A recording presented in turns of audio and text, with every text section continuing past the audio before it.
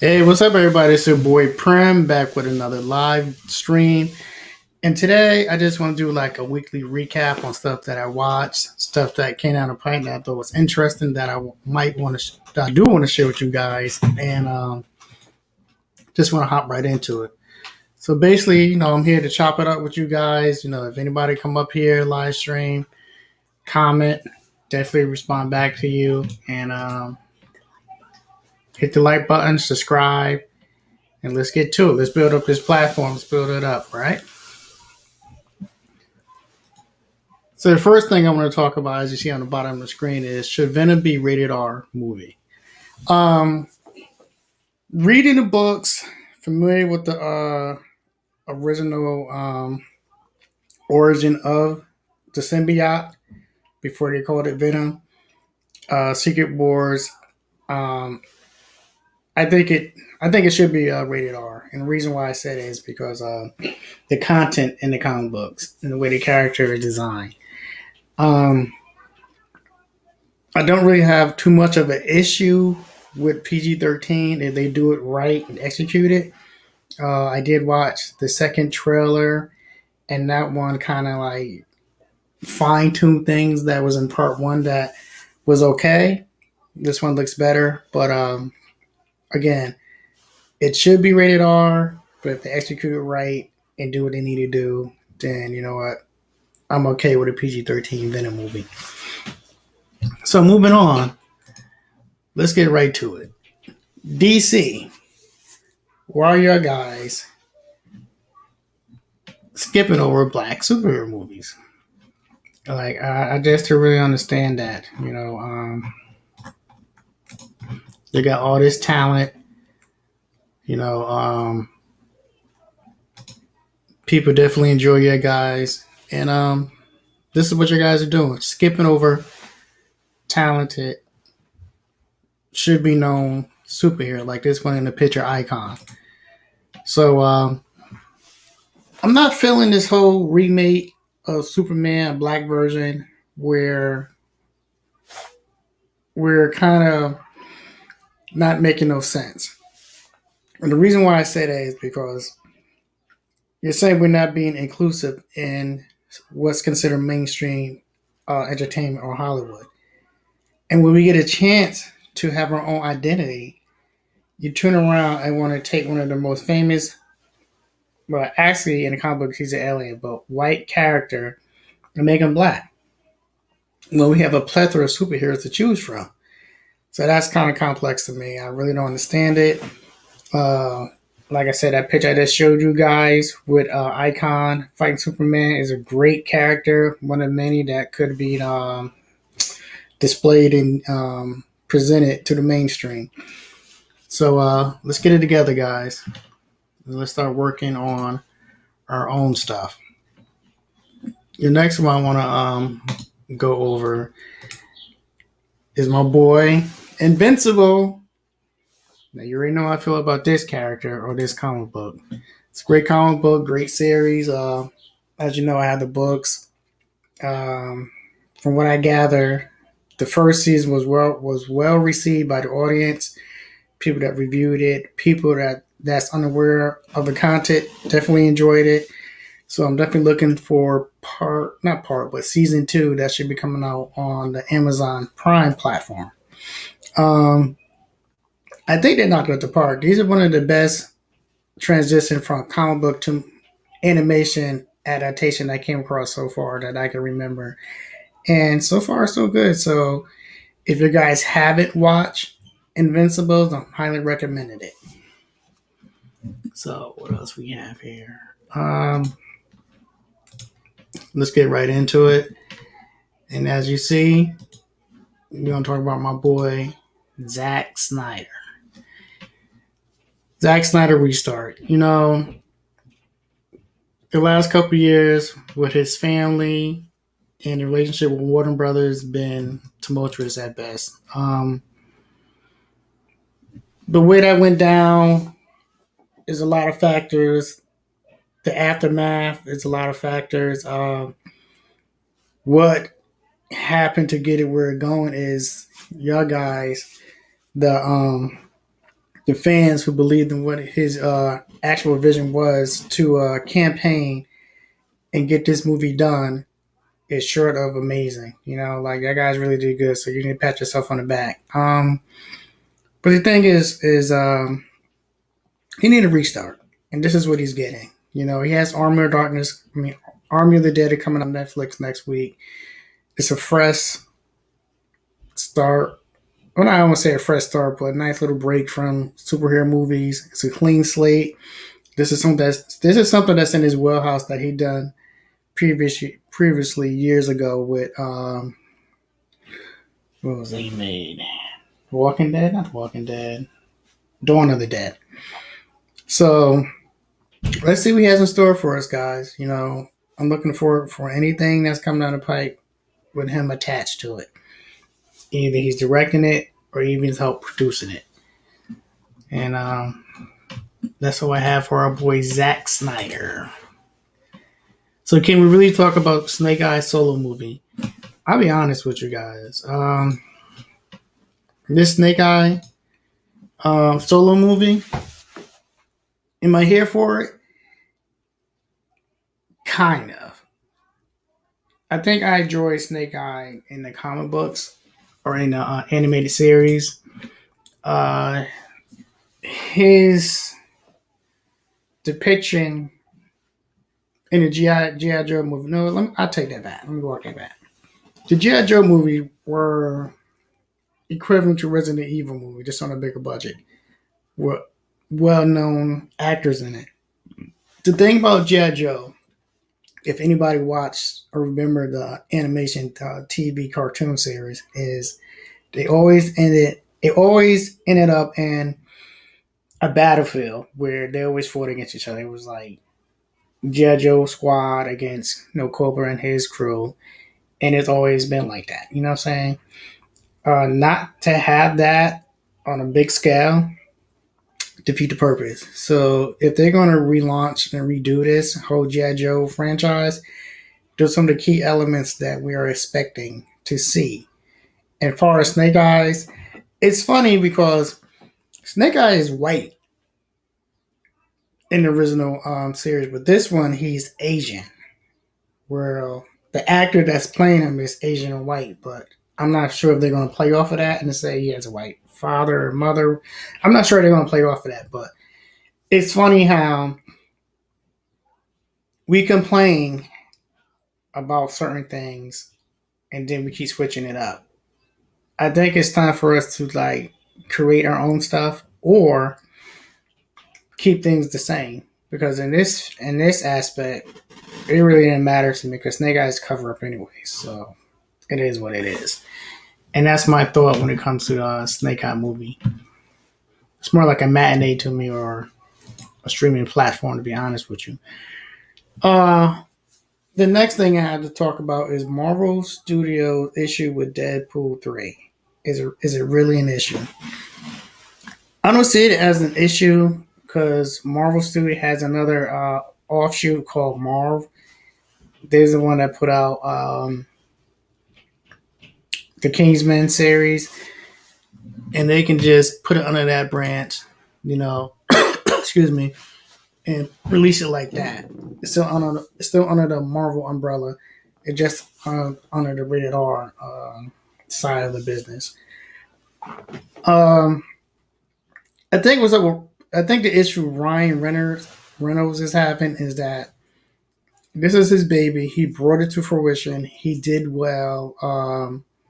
He has so much control over it, but at the end of the day, Disney brought Fox, and this is a whole new setup. And that dynamic you had with Fox is not the same one you had with Disney. So, if anything, your pushback is going to be met with more pushback, or you can go into these meetings and come to a happy medium because this is what it is, So, with that being said, I'm for you, Ryan Reynolds, but let's be more smart about how you conduct yourself when it comes to your baby Deadpool. How to fix Mortal Kombat movie in 5 steps. This is something I've been playing in all the Mortal Kombat movies, and I think the latest one was better than all of them. However, there's five things that sticks out that I want to go over with you guys. Number one, a better script. Number two, a better director who really understands the source material. Number three, better fight choreographers, because the one in this, the recent one, it wasn't really that good. Number four, you really have to get guys that specialize in special effects and creature features and stuff like that to be a part of the production of making this type of movie. So, and number four, you have to get a horror director to direct these movies because it looks so clean.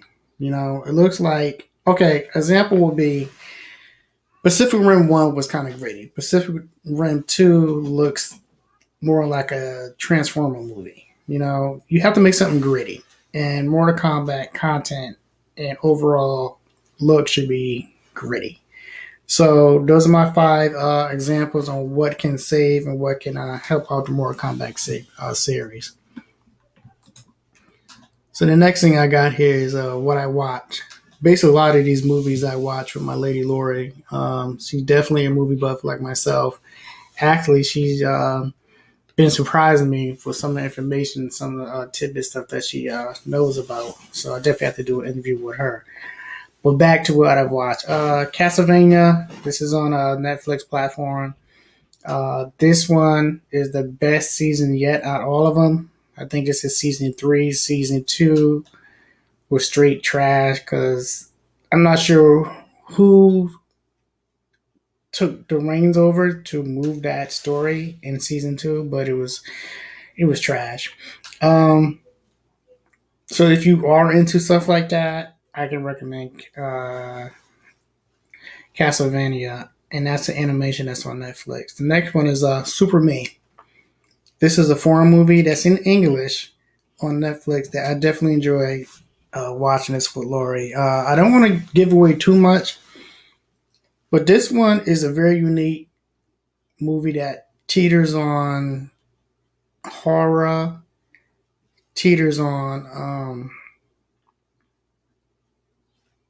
a message. There's definitely a message in this movie. If you get a chance, you might want to check it out. The season for, I thought what season already happened. I don't know. Just asking. If you're referring to season 3, Murph, then yeah, I think it's season 3. I'm not sure. I might have to check it out. But yeah, definitely check that out. Super Me. Matter of fact, Murph, when you get a chance, I'm gonna co-sign that one. The next one that I did enjoy and watch is the Yin Yang Masters. This one is also on Netflix platform, and I think this one is English too. And this one teeters more on a fantasy / kung fu movie, and this is one of the better ones made to date. There haven't been too many prior to them, so me watching this one and being heavy into martial art movies and stuff like that, I definitely appreciated this one. Nicolas Cage. You know, I'm a big fan of Nicolas Cage, and I will say this. He's been making a lot of, what we'll say, straight to video, low budget movies. And he makes a whole gamut of type of movies. He's like a 2.2 low, I want to say low budget, but he reminds me of Samuel Jackson because he's always in movies. He can act. He's just not in a lot of movies, and his acting skill is not on par as Samuel Jackson, but he does a lot of movies. But with that being said, Willy Wonderland is a campy slapstick horror movie paying homage to old 80 movies. If you like those type of setup movies, then this is something right. If this is something that's in your wheelhouse, then you would definitely enjoy it. The next one that I watch is Those Who Wish Me Dead. This is one that had Angela Jolie, right? She's in it. A couple more actors in it. Even had Tyler Perry in it, and it's on an HBO platform, HBO Max platform. Definitely a nice, solid Not an action movie, not a drama, but it had a nice little balance in there. There's some unique things that was going on that I definitely enjoyed, and you might want to check that out when you get a chance. Um, again, if you haven't seen these movies, I'm recommending them to you. Like I said, this is what I watched this week. This is something that I'll be doing every week, or basically every Sunday. Uh, Definitely will be trying to get this thing popping with the live stream, because this is easier and better. And we'll take it from there. But I'd like to give a shout out. Number one, my boy Murph. Appreciate you coming through, checking in on a brother, and commenting. And I'd like to give a shout out to some people on Instagram. Maniac Horrors Review. Appreciate that brother right there. Had a good interview. Might have to do another one due to the on his side sound like an echo. So I know he's up for that, but give him a shout out. He's very consistent on his Instagram page. So y'all guys check him out, Maniac Horror Reviews. F Sanders too, awesome sister. She's another one that's consistent. Definitely have to get her back up here for another review. Not another review, another interview, or just have her on a panel, because she has a plethora of knowledge when it comes to this horror game. Night Watch Zone. Wow. I appreciate this brother. Just came into contact with him maybe a month and a half ago. We did something. Great interview. He's a very supportive guy, and I'm definitely looking forward to do a lot of things with him. Oh, I've got another comment here. What about Jupiter Legacy on Netflix? You know what, Murph? Be honest with you, it's definitely a great movie. A great series. This is the same writer and artist who did Wanted, The Kingsman, and Kick-Ass. And I think this is under the Marvel, not Marvel, this is under the Image comic book. I watched it. I definitely enjoyed it. I think they could have wrapped up the origin story to like maybe 4 episodes tops. And they could have shaved off 2 episodes overall and say some for the next season. It will get a next season greenlit. A lot of people enjoyed it. A lot of people liked it. I liked it too. It almost reminded me of the old school format on how they wrote superheroes back in the days, the purity, and they woven in the whole American Pie thing and all that, which is fine. But that's it's old school, it's archaic. That's not what they do today.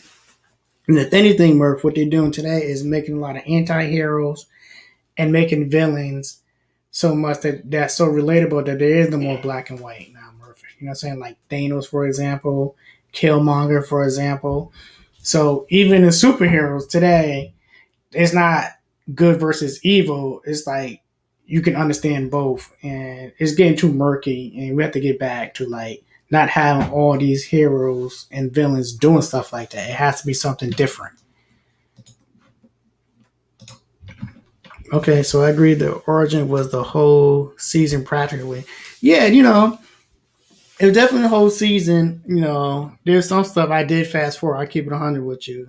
That I like, look, y'all, you getting long winded player. So we're going to have to do something about that. But I think when it comes to the daughter, it's a format that is being done too much, Murph. And what I mean by that is, when it comes to the family dynamic, we're not seeing any family, white or black or other, that's structurally sound. You know what I'm saying? It's the husband or father who's undecisive. It's the son that's trying to have a relationship with the father, and he has a relationship with the mother, and it's the daughter that's rebellion. But what she's rebelling for isn't warranted. There's nothing there that he, as a father, or the wife, or even the family did that warrant her behavior. You see what I'm saying? There's nothing there that's really warranted.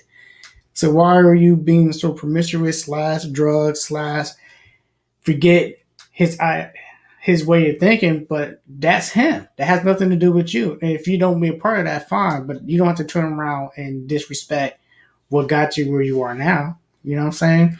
So that whole format is another thing that I noticed that's being very beat to death. It's like, you know, saying beating a dead horse. And it's also the same when it comes to these villains and anti superheroes and the villain, like you're relating to them like Thanos and, you know, Killmonger and all this stuff. It's like it's too much of a gray area, you know. So they got to do better. You know, we got to have it where these are the villains, these are the good guys. You know what I'm saying? Good versus evil. But I appreciate that that comment that you wrote there.